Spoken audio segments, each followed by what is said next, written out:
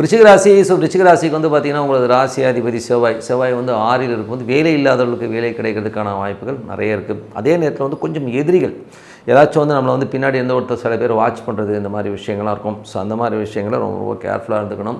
அதுக்கப்புறம் 2, 5ஆம் அதிபதியான குரு உங்களுக்கு வந்து 8ல் இருக்கும்போது ரொம்ப கவனம். குடும்பத்தில் வந்து ஏதாச்சும் பேசும்போது கொஞ்சம் கவனமாக பேசுங்க.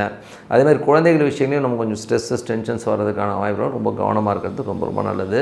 உங்களுக்கு வந்து 3 மற்றும் 4ஆம் அதிபதி 5ல் இருக்கும்போது குலதெய்வ பிரார்த்தனை ரொம்ப ரொம்ப அவசியங்க. அதே மாதிரி சொத்துக்களால் நல்ல லாபங்கள் நல்ல ஏற்றங்கள் வர்றதுக்கான வாய்ப்புகள் ரொம்ப அற்புதமாக இருக்குது.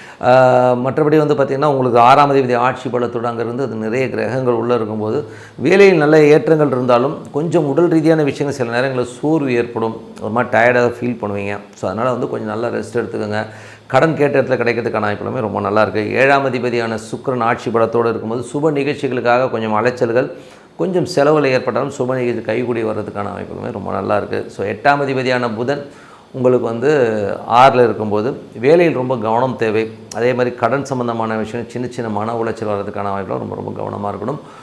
9ஆம் அதிபதி சந்திரன் வந்து பிரயாணங்களில் நல்ல லாபங்கள் நல்ல ஏற்றங்கள் வர்றதுக்கான வாய்ப்புகளுமே ரொம்ப அற்புதமாக இருக்குது. 10ஆம் அதிபதியான சூரியன் 6ல் இருக்கும்போது கேட்ட இடத்துல ஒரு தொழில் நடத்திட்டு இருக்கீங்கன்னா கடன் கிடைக்கிறதுக்கான வாய்ப்புகள் ரொம்ப நல்லா இருக்குது. ஸோ மற்றபடி வந்து எல்லாமே சிறப்பாக இருக்கிறதுக்கான வாய்ப்புகள் ரொம்ப நல்லாயிருக்கு.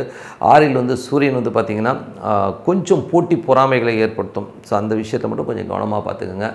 அதுக்கப்புறம் 11ல் அதிபதியான புதன். ஸோ புதன் வந்து பார்த்திங்கன்னா உங்களுக்கு 6ல் இருக்கும்போது 8ஆம் மற்றும் 11ஆம் அதிபதி நம்ம புதன் 6ல் இருக்கும்போது மூத்த சகோதரருக்கும் உங்களுக்கும் கொஞ்சம் மனஸ்தாபங்கள் பிரச்சனைகள் ஸ்ட்ரெஸ்ஸஸ் வர்றதுக்கான வாய்ப்புகள் நிறைய இருக்குது. ஸோ அதனால் கொஞ்சம் கவனமாக இருந்துக்கிறது ரொம்ப ரொம்ப நல்லது. அதுவும் நண்பர்கள்ட்டையும் பேசும்போது பழகும்போது கொஞ்சம் டிஸ்டன்ஸ் மெயின்டைன் பண்ணிக்கங்க இந்த ஒரு வாரம். ஸோ அதுக்கப்புறம் எல்லாமே சரியாயிடும்.